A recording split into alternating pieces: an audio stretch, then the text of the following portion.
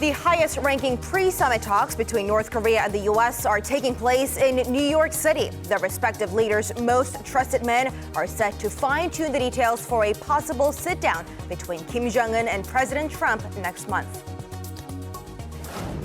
Here in South Korea, candidates running in the June 13th local elections are hitting the campaign trail starting today. The window of opportunity to win over voters just 2 weeks. GM Korea closes its Gunsan plant, part of a restructuring plan struck between South Korean government and the Detroit-based auto giant. With it, over 2 decades of car making in the southwestern port city are consigned to the history books. We begin this morning with the latest on the rapid-fire diplomatic developments between North Korea and the U.S. North Korean leader Kim Jong-un's most trusted aide, Kim Yong-chol, has been sitting down in New York City with U.S. Secretary of State Mike Pompeo to thrash out the terms of a planned summit next month in Singapore. And moments ago, we have learned that Pompeo was spotted leaving the building where they had dinner together, but refused to answer reporters' questions. And we have also learned from reports that they will meet again on Thursday local time. But first, our Lee Seung-jae tells us more. Hoping to salvage a highly anticipated summit between North Korean leader Kim Jong-un and U.S. President Donald Trump, Kim Yong-chol, a vice chairman of North Korea's ruling Workers' Party Central Committee, arrived at JFK International Airport on Wednesday local time, becoming the highest-ranking North Korean official to visit the U.S. since 2000. Kim, a former military intelligence chief and one of the North Korean leader's most trusted aides, was escorted out of the airport by State Department officials as he prepared for his meeting in New York City with U.S. Secretary of State Mike Pompeo. Kim and Pompeo's talking points have not been made public, but it's widely believed their meeting is for the final coordination of the agenda for the Pyongyang-Washington summit, how North Korea will denuclearize, and how the U.S. will guarantee the regime's security. This, as an extension of the North Korea-U.S. working-level talks that took place twice this week at the inter-Korean border village of Panmunjom. The delegations at Panmunjom, led respectively by Washington's former negotiator on North Korea, Sung Kim, and Pyongyang's Vice Foreign Minister Choi Sun-hee, met on Sunday and Wednesday.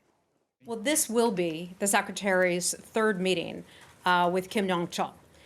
They've had obviously very deep conversations where they've talked about a lot of detail about what the United States' expectations are. If Kim Yong-chol and Mike Pompeo settled on a basic draft of their agreement and President Trump accepts it, then that will lead to a confirmation that the summit will take place for sure.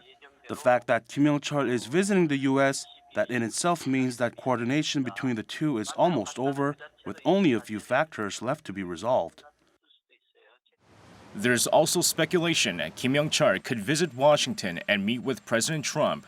But Kim is under U.S. sanctions for his role in North Korea's nuclear program and other illicit activities and may need further approval should he travel to the U.S. Capitol. Lee Seung-jae, Arirang News.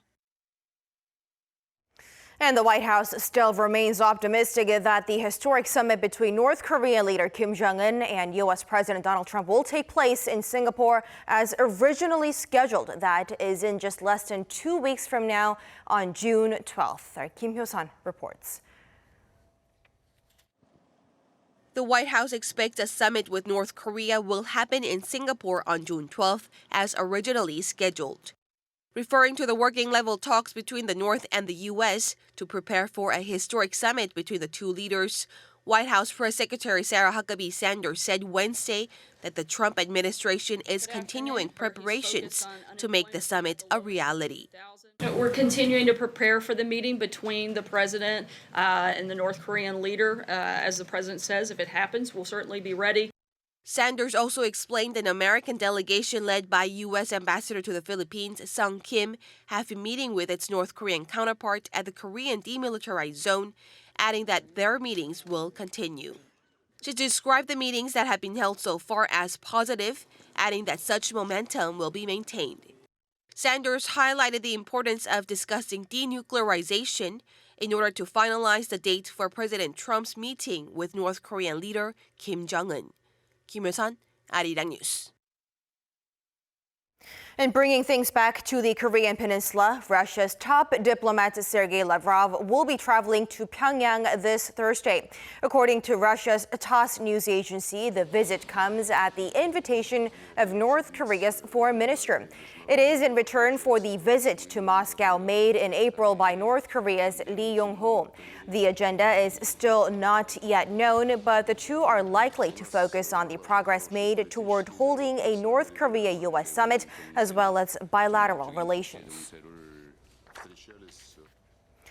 Just last week, U.S. President Donald Trump seemed to have canceled his hotly anticipated summit with North Korea's Kim Jong-un, only to offer to reinstate it within hours of making that statement.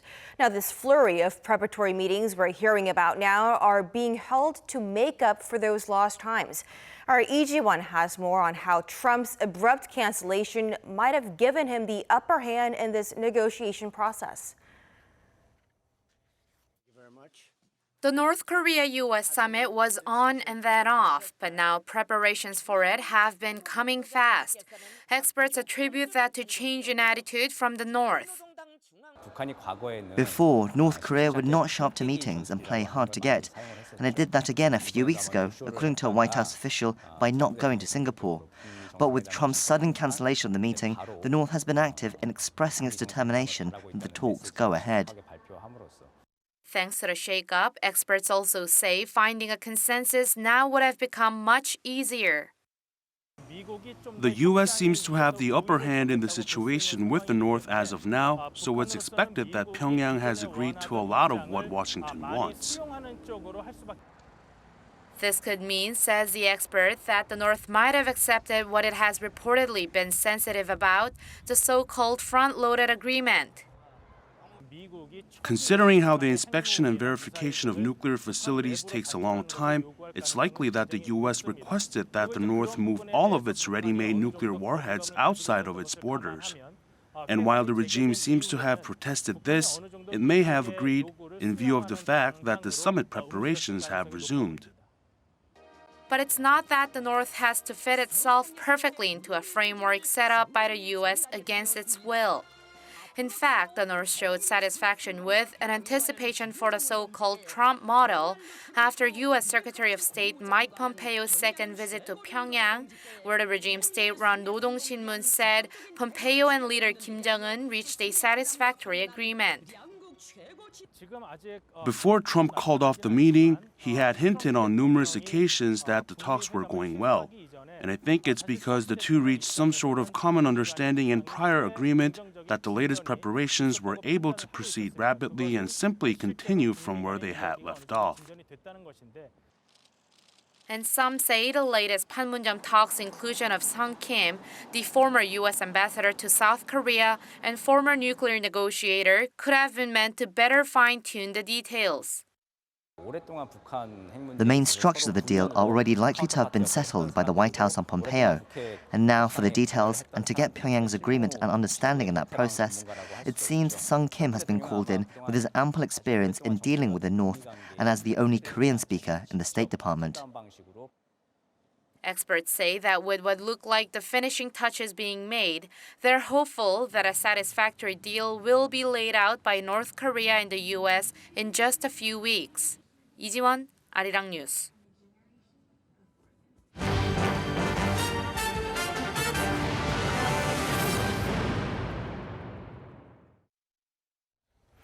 And the race is on. The official campaigning period for the June 13th local elections kicked off at midnight this Thursday, around some 10 hours ago. And most of the candidates began their campaigning in the wee hours in hopes of wooing as many voters as possible. Over the next 13 days, it'll be all hands to the pump, reaching out to people in a variety of ways and selling their policy pledges to the public. And Koreans will be electing their mayors, governors, chiefs of local councils, and education superintendents who will represent them for the next 4 years. And it is, as it is also the first nationwide election under the Moon Jae-in administration, the results will be seen as a barometer of public sentiment towards the Liberal administration. The ruling Democratic Party of Korea is seeking a landslide victory, considering the high approval rating of the president and the ruling party itself. And by-elections will also be held in 12 districts nationwide, the outcome of which will determine which parties say more say in parliamentary affairs. GM Korea is shutting down its plant in the western port city of Gunsan today. Now this after 22 years of operation. It is the result of a decision reached by the South Korean government and the U.S.-based automaker as part of efforts to restructure the company's operations here in the country. But on the local level, it's a massive blow to the regional economy. Our Oh Soo-young reports. General Motors has closed one of its 4 plants in South Korea, leaving an economic vacuum in Gunsan. The automaker's decision came in February as part of its corporate restructuring efforts, bringing the factory's 22-year history of car manufacturing to an end. Of the factory's 1,800 workers, most have taken voluntary retirement, 400 unpaid leave, while 200 are awaiting placements at GM Korea's 3 remaining plants.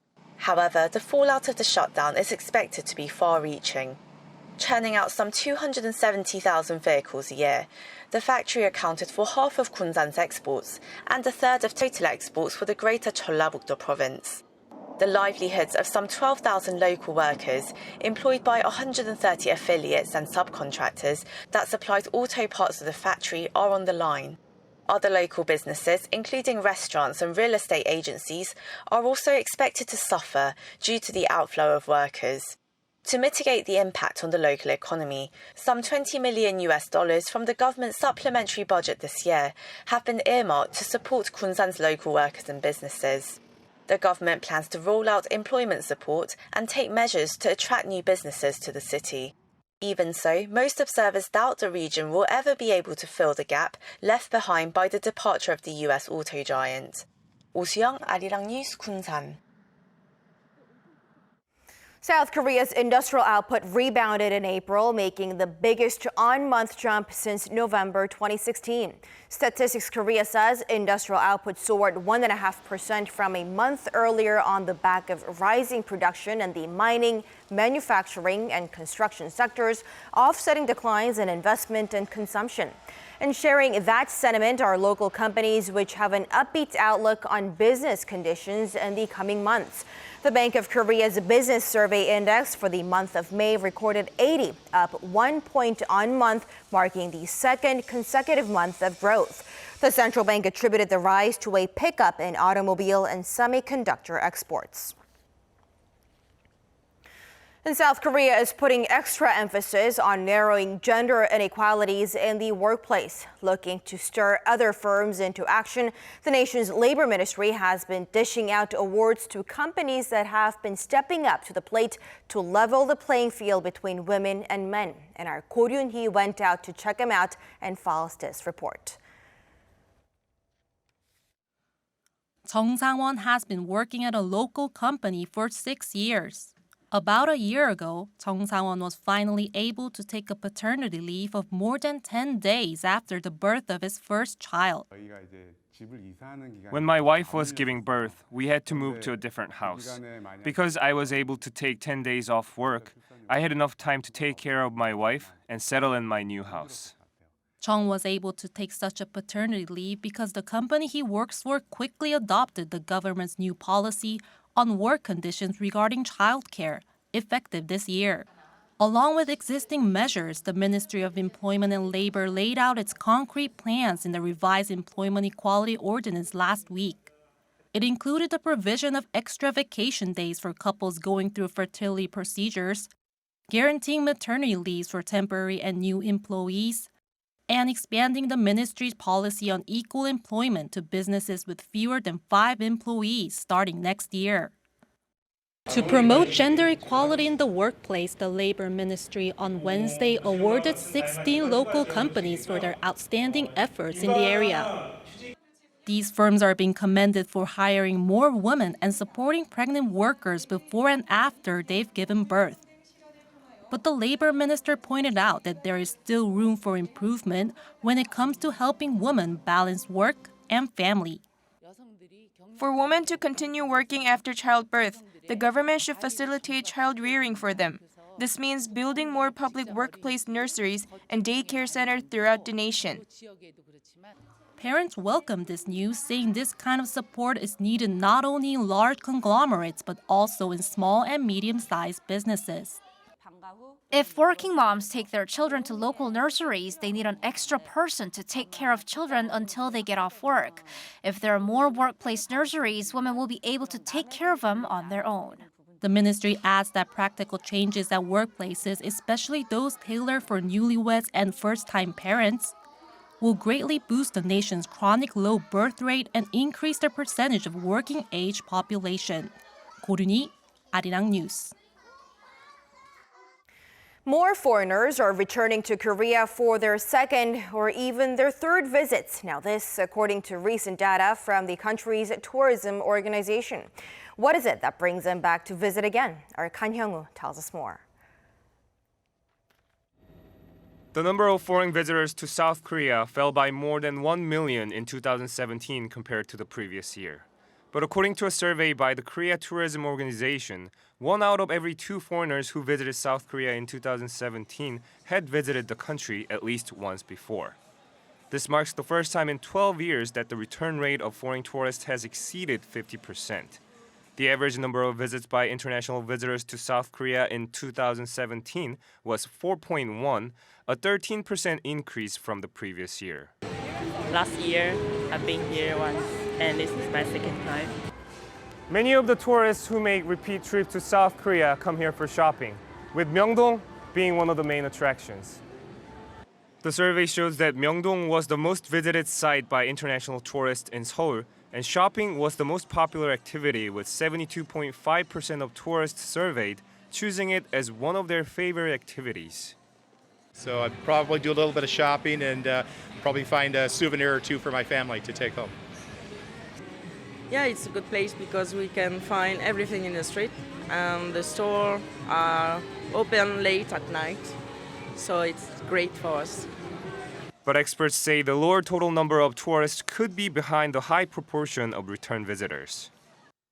Last year, if we are calculating proportions, the decreasing number of group tours naturally led to the increased revisiting rate because group tours are usual for first-timers. As the total number of foreign tourists went down, the return rate may not mean much.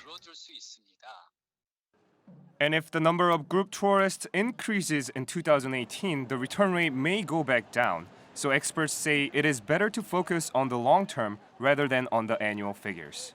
Kan Hyung-woo, Arirang News. Shifting focus a bit, China is cutting down its import tariffs on a range of consumer items starting July the 1st. Now, this decision was announced on Wednesday after a state council meeting led by Chinese Premier Li Keqiang. And the tariff cut will be applied to items such as cosmetics, home appliances, and fitness products. Now, this move aims to further open up China's consumer market and force to industries to upgrade and boost their competitiveness. In December, China slashed import taxes on almost 200 consumer products to 7.7% on average from 17.3%. Today, May the 31st, is the world's No Tobacco Day, a yearly event designated to increase public awareness about the dangers of smoking. Marketing the occasion, South Korea's Ministry of Health and Welfare has released a new anti-smoking public service announcement, which highlights that smoking is a social issue rather than a personal one. And as part of its anti-smoking policy, health authorities are set to reveal their findings next month on the harmful effects of electronic cigarettes. They're also mulling the possibility of using graphic images of cancer-ridden organs on e-cigarette packagings.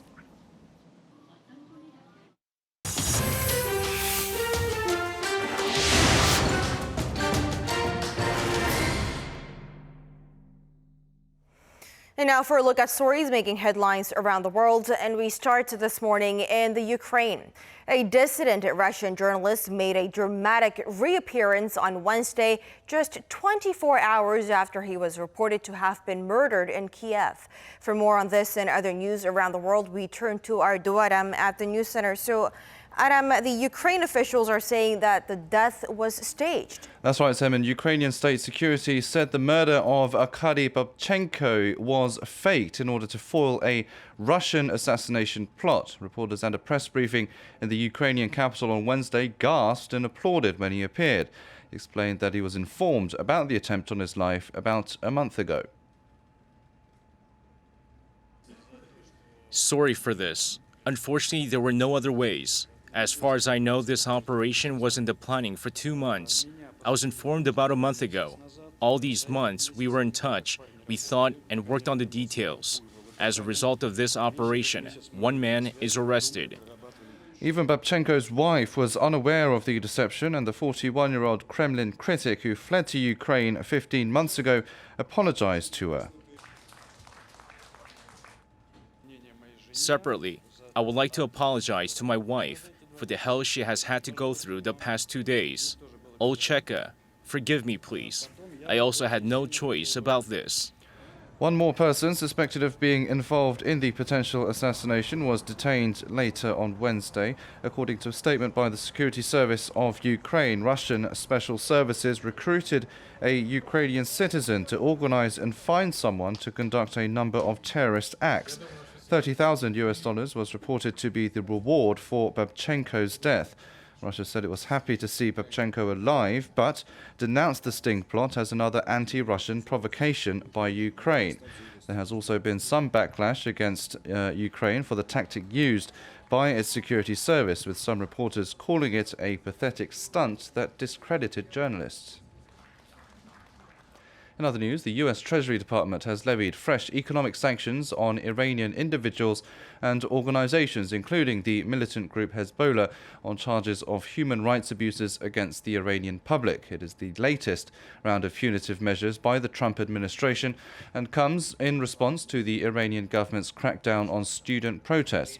It also follows President Trump's decision to pull out of the 2015 Iran nuclear deal. Those on the list will be blocked from the U.S. financial system. In a statement released Wednesday, Treasury Secretary Steven Mnuchin said Iran exports terrorism and instability across the world. He also accused Tehran of diverting national resources that should belong to the people to fund a massive and expensive censorship apparatus and also to suppress free speech. There was no immediate response from Iran, but it has threatened to continue its nuclear program if the nuclear pact is not salvaged. Archaeologists in Pompeii have discovered the remains of a man who they believe may have been decapitated by a large rock while fleeing the volcanic eruption of Mount Vesuvius 2,000 years ago. They added that the stone block may have been a door jamb, which was violently thrown by the volcanic cloud towards the victim's head. The archaeologists also said they found a bone infection in his leg, which could have slowed him down as he was trying to flee the doomed city. The famous Vesuvius eruption of 79 AD is thought to have killed about 2,000 Pompeii residents, leaving many of them frozen in place.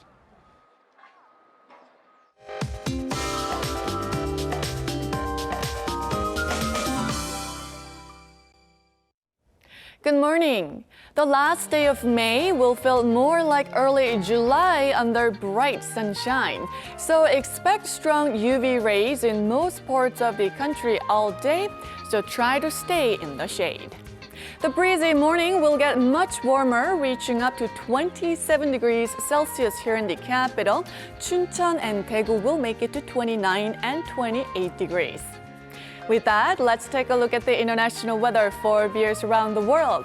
So South Korea will have mostly sunny skies with high UV rays in most parts. And North Korea will have stable weather conditions along with bright skies today. Meanwhile, Islamabad is expected to experience a sweltering heat wave for the next 10 days.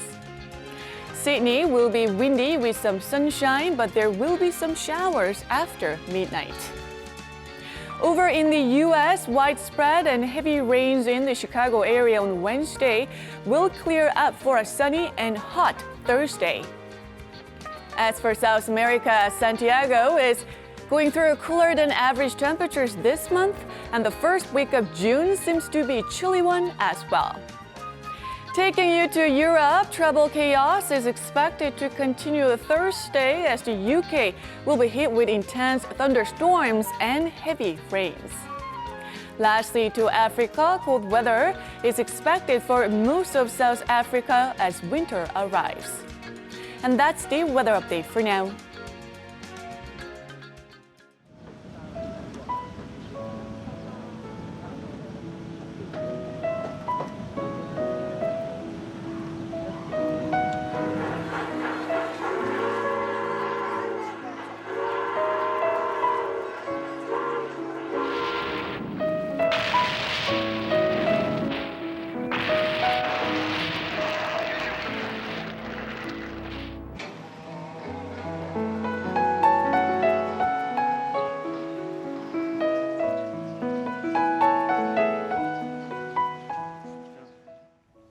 And that is it for us at the Hour on Arirang News. Thanks as always for watching, and goodbye for now.